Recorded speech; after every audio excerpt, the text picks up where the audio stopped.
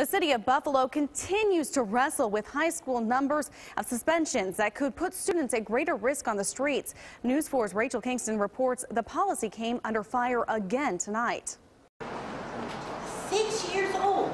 Parents, teachers, activists, and school board members gathered together Thursday night to hear about alternatives to out-of-school suspension, alternatives that are safer, healthier, and more conducive to learning. So we can think about in-school suspensions, detentions, talking to students, using guidance counselors, using social workers, alternative programs like restorative justice that actually teach students about appropriate behavior while keeping them in the classroom.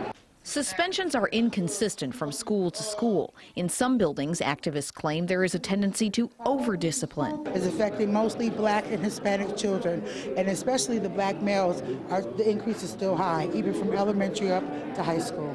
Many want the Buffalo Public Schools to end out-of-school suspensions entirely. The basic argument is that when kids are out of school, they're here in the streets, where they are more susceptible to crime and violence.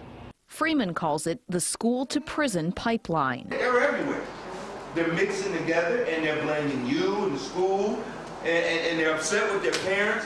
Rupturing that pipeline, however, is a costly endeavor. Qualify all the best resources that we can muster, including some guidance counselors and some people that can actually make a difference.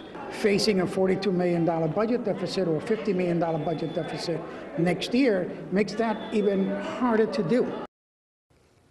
In February, the Buffalo School Board made one of the changes that the activists have been demanding by ending out-of-school suspensions for pre-K and kindergarten students. That has reduced overall suspension numbers, but only by 2 to 3%, according to Hernandez. Live, Rachel Kingston for the 10 o'clock news.